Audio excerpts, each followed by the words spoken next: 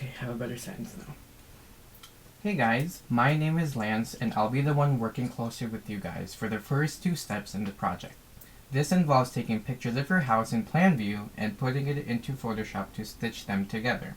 The final product will ultimately be developed into 3D virtual space for further modeling. In this first tutorial, I'll be guiding you guys with creating an image of the plan through taking several small photos to be then put together. As you may have predicted, you'll have to take a photo in plan and then essentially move a step, then take another photo, and repeat until you get your whole space. I'll get into more detail with tips and tricks in a minute, but before we start in the actual photo shoot, I think it's important that we take a moment on what we'll be expecting for the next step. In the second tutorial after this one, we'll be putting the photos we've collected in Photoshop to create a larger image. The basic idea of constructing this photogrammetry plan is to collect images that will be then stitched together. The stitching method that we'll be using in Photoshop will be through masking. This is important to keep in mind as we take plan view photos of our plan. Stitching through masking will require photos to overlap one another and essentially blending their common area. This is different to a method in which you stitch together 2 photos from one end to another. The goal here is to make things easier and faster for you guys while still being able to create a good quality image. Therefore, because these photos are blended through an overlap, the more content they share, the more we have something to work with. And as you can see, the overlap here is the gray area within these 2 photos, with an end result that is more smoother, or just smoother, than the one on the right. With that in mind, let's talk about the tool for this exercise, our phones. Before taking pictures, I would advise to change the aspect ratio of your camera phone to the one that gives you the most coverage. Again, this will let you take less pictures and have a better chance of encountering overlaps for our masking. The locations of the settings will differ depending on the phone, so just make sure to take the time to find it. And now that our camera is ready, let's talk briefly about lighting. I highly recommend taking pictures at a time that will give you the most sunlight so that your objects and textures can pop out.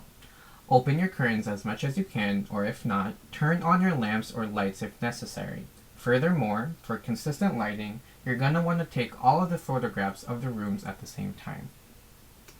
Also, think of what you want to include in your plan. Is there a sweater that has a cool pattern in it? Put it on the table. Is there a book that has a cool cover on it? Maybe place it on the bed. The more stuff there is in the photograph, the more rich your plan will be. So have fun with that. There will be a video time-lapse of me taking pictures on the right that will give you an idea of what you'll be doing. The whole procedure is straightforward. Take a photo from plan, trying to be in parallel with the floor as possible, and snap the photo. Move another around half a meter to a direction and repeat. However, I want you guys to remember 3 things in this process. 1 is to be consistent with your height. Make sure all photos have an area of overlap, and don't worry about your foot. The most important thing is for the height to be consistent. I want to take a moment to explain why. Taking 2 photographs consecutively as you move will naturally have distortion. This is because of the point of view of the camera will change throughout.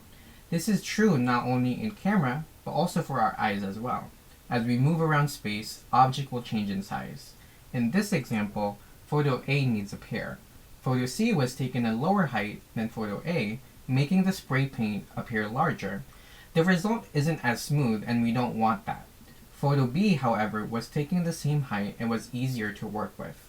Although the spray paint looks differently in 2 photos, when blended together, it becomes less apparent. Because of this, I suggest placing your camera on the edge of a flat surface, a textbook is fine, and position perpendicular to your body, like how I'm doing in the video.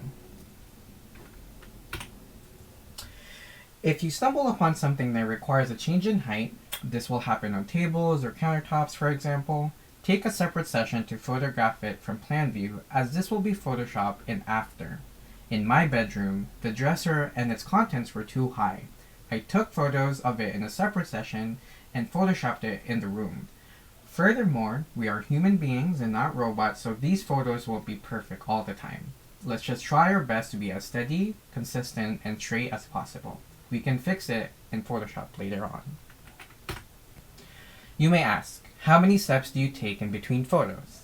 And to that I'd say, it's not about the steps, but more the coverage of the photo. So let me explain.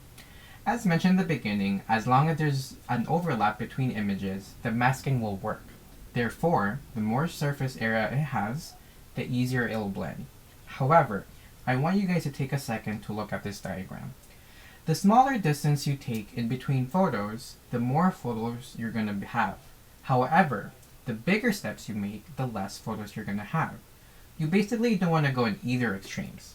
Having less photos will result into more work for stitching and fixing. Having too much photos will slow down Photoshop. Again, we're trying to make this process as easy as possible, so aim to have a medium amount of photos.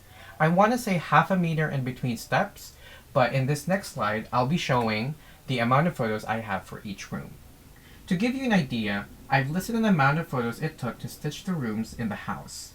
Few things to notice. Again, if you have something high, for me it was the dresser in the bedroom and the table in the kitchen, photograph them separately. Once I was done taking pictures, I definitely had more than I needed. For example, the bedroom had in total 120 images, but I didn't really need 40 of them. The bathroom, I had 25, and I deleted 5. So these numbers are definitely on the safer side in terms of amount, so if you end up having more, you may be overdoing it.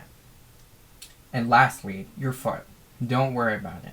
You're gonna see yourself or your foot in the picture. I wouldn't worry about it, as this is something we can Photoshop as long as you took a photo of the floor without your foot.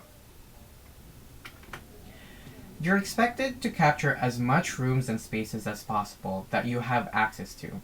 This is the plan of the house I'm currently living in, but I do not have access to the ones in blank. So just leave it blank as well. And that's pretty much it. Once done, upload it to your computer, and I would highly suggest to take a moment to organize the photographs in folders in which room it belongs to, as this will make it easier for the next tutorial. And that's pretty much it. I'll see you guys in the next tutorial when we start stitching these photos together. Annyeong. Adios. This is so funny.